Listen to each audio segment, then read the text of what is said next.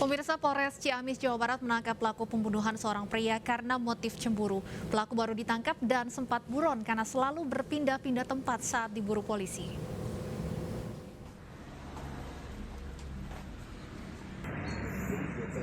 Tersangka pembunuh berinisial W warga Sela Jambe, Sukabumi, Jawa Barat ini ditembak tim Satreskrim Polres Ciamis lantaran melawan saat akan ditangkap di Cirebon.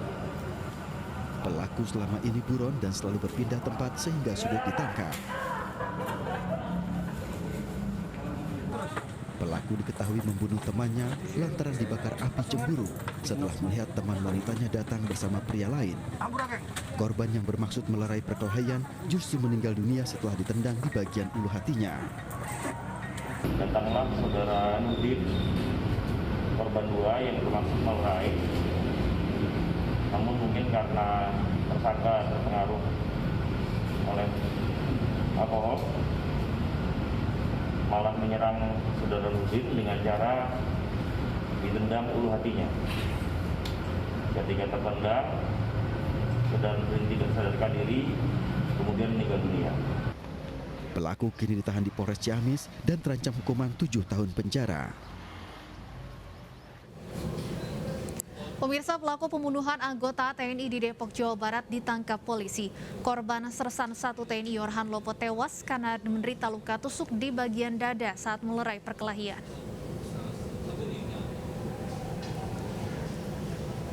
Kurang dari 24 jam, Satreskrim Polres Metro Depok meringkus pelaku berinisial I. Dari pemeriksaan polisi, pelaku membunuh korban anggota resimen Zeni TNI Angkatan Darat Sersan 1 Yorhan Lopo yang bermaksud melerai pertengkaran. Pelaku menusuk dada korban dengan pisau. Saat jumpa pers bersama Kapolres Depok, pihak TNI menyerahkan sepenuhnya penyelidikan kasus ini ke polisi. Pelaku terancam hukuman 15 tahun penjara. Yang saya hormati Letkol Sarif dari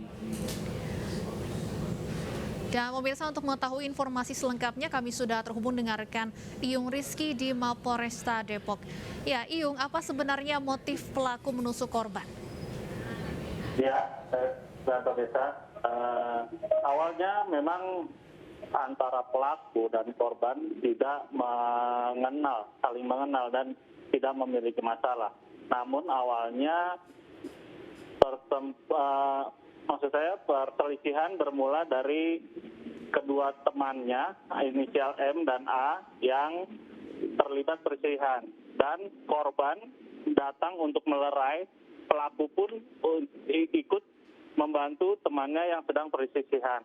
Namun di saat yang bersamaan, pelaku langsung mengeluarkan pisau lipat dan melakukan penusukan kepada orang-orang yang ada di sekitar yang dianggap mungkin terlibat dalam perselisihan tersebut.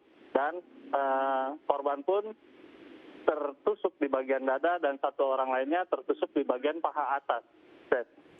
Baik, Iyung, kami konfirmasi kembali, disebutkan bahwa korban menderita luka tusuk saat melerai perkelahian. Artinya apakah pelaku ini memang salah satu yang terlibat dalam perkelahian tersebut? Awalnya pelaku tidak terlibat dengan perkelahian. Namun dia melihat temannya